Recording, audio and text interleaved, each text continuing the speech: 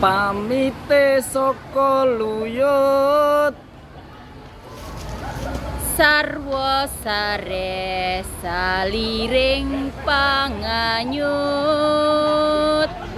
lamun yitno kayitnan kang miyatani tarlen mung pribadinipun kang katon tinonton kono pamite saka luyut sarwa sare saliring panganyut lamun yitno kayitnan kang miyatani tarlen mung pribadinipun kang katon tinonton kono